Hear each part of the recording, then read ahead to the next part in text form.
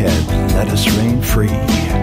We were on the run and the continuum, making choices in a cosmic spree. To exalt the self or enrich the whole, a thought process that endures today. A conundrum under a naked sun of what to think or when to pray.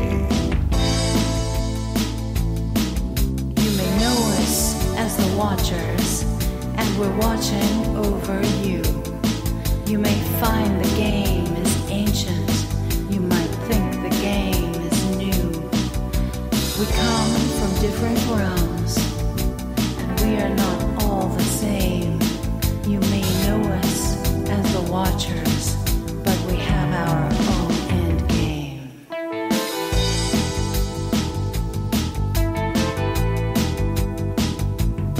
Some came with high vibrations to straighten out a mess. Some came for domination in a cosmic game of chess. The final chapter's being written and the dice are being tossed. The game will come unbidden when the game is won or lost. You may know us as the Watchers, and we're watching over you. You may find the game is ancient. You might think the game is new. We come from different realms, and we are not all the same. You may know us as the Watchers, but we have our own end game.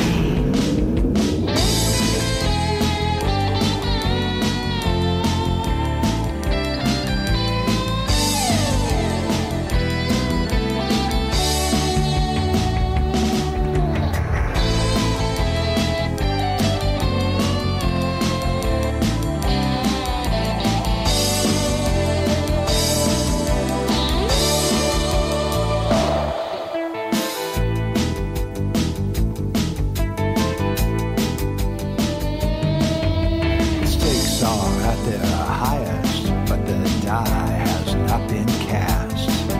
Two cosmic fleets of destiny, each fight to be the last.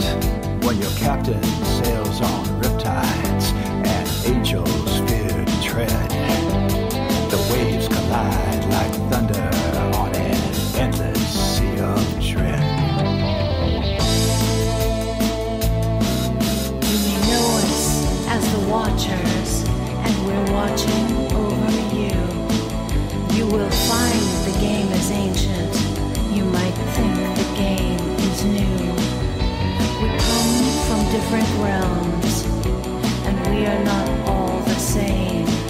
You may know us as the Watchers, but we have our own end game.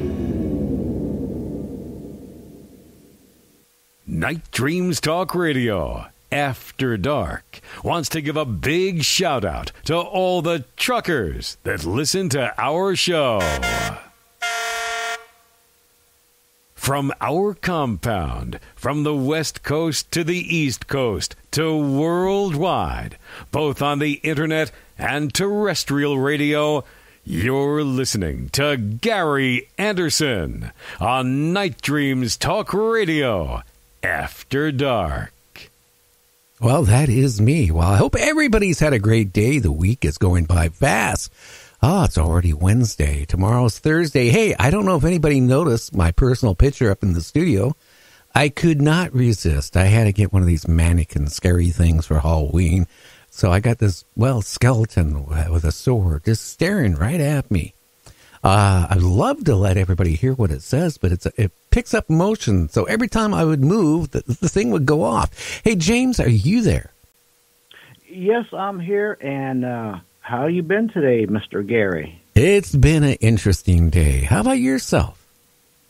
Well, I've had better days, but it's much better today than it was yesterday. Had a loss of a loved one, but got to move forward. And looking forward to the show. Well, so am I. Well, you know what? I wish I lived in Nebraska. This Nebraskan woman goes into a thrift store and spends hours looking at all this cool stuff that you find in a thrift store. and she buys a purse for $1. And then when she goes home, she finds a wedding ring. Oh, boy. Now, this is interesting. Again, this is only in Nebraska and Florida this could happen. It was her wedding ring, her original wedding ring from her first husband going back like 40 years ago. Wow. Now, what is the odds of finding that? Again, not to mention the travels of the purse, the rings in it, and all the hands the purse has changed hands. I know that, I deal in antiques and stuff, and the first thing I do if there's a purse and from auctions or whatever, I search them just for, you never know. But that's amazing that nobody's ever found that. And she found her own ring back. That is amazing. I find that unusual, but only in Nebraska because, they have missile silos in Nebraska and they have corn. So, I mean, hey, what can I say? Bears break into a garage, and when the owner goes out to investigate all this noise, here's 3 or 4 bears, like drunk, laying on the floor. It got into the guy's case of beer and drank it all. Oh, sounds like a case of bear ale. That is, what would you do if you come in there and he's probably angry because the bear has crashed his party and drank all his booze, but how are you going to kick him out of the party? I don't know. I guess you have to call up the wildlife, and say, hey, I got 3 drunk bears in my garage. Will you please remove them before they sober up? Boy, would they have one hell of a hangover. I got 3 drunken bears in my garage. Say that 3 times fast. Oh, my goodness. What a report that would be. I don't know. I can't even say it fast twice, let alone once. No kidding. Jeez. Well, some people go in for a restaurant in New Jersey, and they're buying these not pearls, but they're the oysters, right? And you know what people do with oysters? They just eat them raw. They slurp them down, and they found a big pearl in one of them. Wow, that would pay for their dinner, wouldn't it? Yeah, that'd be hard going down. That is a heck of a find. I used to do a lot of clamming and for call hogs or just clams or whatever, and never come across one. My buddy did find one time. I had a pearl in it, and they're rare. It's rare to find those things. They're not common like you think. And for one to pass through to get to a restaurant, that's an amazing thing. I wonder if the restaurant charged them extra for that one. Oh no, you got to pay an extra. No, anyway, yeah, I could see that, but I mean, and again, only in Florida. Figure about all these bikers. I'm not talking motorcycle bikers. I'm talking about bicycle riders. They get together, 11,000 of them, dressed as zombies riding on a bike. What a sight for sore eyes that would be. Oh, boy. Could you imagine if they went to a little cul-de-sac in a neighborhood somewhere and they're and have a bunch of other people in front of them running, saying the apocalypse is on us, and have all these zombies chasing them on bicycles. I don't know. I'd be scary. Can you imagine 11,000 bikers dressed as zombies and put up with makeup on, go cruising down a main street somewhere in a city? I mean, could you imagine what people would be thinking about? Yeah, they would think the end of times or something. 11,000, that's more than most of these little towns in my area. That's more than the population of these towns I live in or near me. That's a lot of people, a lot of zombies, a lot of makeup. Now you're a farmer in Tennessee, right? And you sold pretty much all your pumpkins, right? But you still have 1 or 2 of these huge pumpkins left. The ones that weigh like 1,100 pounds. And you decide, well, I can't afford a boat because I just didn't sell enough pumpkins last year and this year. You come up with a brainstorm. I'm just going to gut this pumpkin out, and guess what? I can go fishing. I got myself now a kayak. That would be a sight. I would think that, being that they're mostly kind of round, you'd think it'd be easy for that thing to flip over a lot easier than a kayak. I would think so. That's the first thing I said. But here's a guy with this fishing pole, in a little lake fishing out of one. I think if you leaned over right, leaned over left, or forward or back, you kind of do a roll. Yeah, I think it's amazing that a 9 or 800-pound or 1,000-pound, whatever it is, pumpkin even floats. Well, gut it out, I guess it would. Hey, it was 910 pounds. Well, that's the same question that one of my kids asked me years and years ago when they were young. Dad, how can a boat float when it's made out of steel? Steel's heavy. Hey, you just answered your same question there about a pumpkin, about the weight.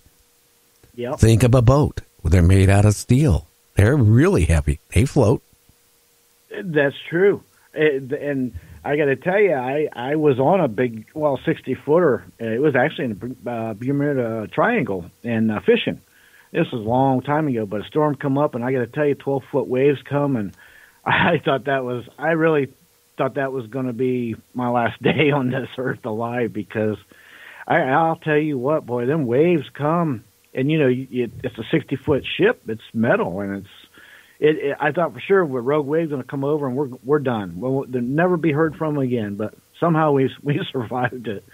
Well, for a while I had a 90-foot double ender, an old boat. It was built like in 1923. I bought it on a whim because I was at one point in my life I was into boating and all that stuff big time, and I bought it. But when I took it over to the place that rebuild ships and stuff like that, because 90 foot is pretty good size. The guy said to me, or they said to me, well, you know how much it's going to cost to repair this boat and bring it up where it'd be safe to, want to live on it on the weekends. I go, how much? And they were talking like $100 and some $1,000 plus, because a lot of the planks, were about ready to, they were rotted. And so they would have to replace a lot of the planking and a lot of stuff. It had yeah, well, I got rid of it really quick. But you know what? It was still kind of cool. 90-footer. That's. I tell you what, it's really hard to come up and moor it to a dock when you're used to only doing a 40-footer. It made it hard. Yeah, and it's a shame that the price it would have cost to get it up to speed. You probably could have got another boat or half another boat. Oh, no. Boats are expensive. I guess so. $100,000. My goodness. Oh, if you start going above the little boats, okay, I'm talking the 20, 30 footers. Now all of a sudden they start jumping up a lot of money. I had a Fairliner one time. They were made in Tacoma, Washington. They were built on a PT boat. Like the PT boats of World War II. Yeah. Okay, the same type of hull and everything.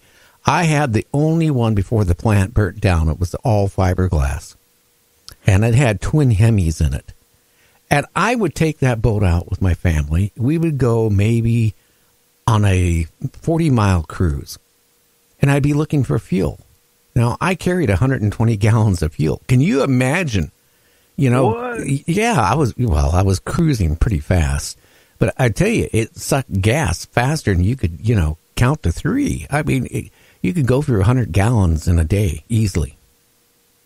Yeah, you must have some serious horsepower in there. Oh, yeah. Well, again, it was built on a PT hull. And I could get up there like 40 plus knots, 45 knots, really easy. And I'd be just planing on the water. Yeah, those things, I remember those. They had some big, they did have some big horsepower. Yeah, you probably didn't get very many miles to the gallon, so to speak, out there. You'd almost have to carry the boat's weight in gasoline to go too far just to get the out and back. Yeah. And then, me and my wife were actually going to buy this one boat. It was a 120-footer. And we were going to actually go to Gulf of Mexico. We were going to go to Hawaii on it and all this stuff. But the things changed. I went from boats to big RVs to other things. I haven't had the urge to do any traveling or go out on the water, for years. So I'm just content. Anyway, a haunted house in Tennessee, only in Tennessee, requires you to sign a 40-page waiver and then take a physical exam before you can go in and check things out. What is this where we're at? I mean, if you've got to sign a 40-page waiver and take a physical just to try to have a little self-indulgent, scaring fun, you got to weigh the checks and balances. Is it worth all that?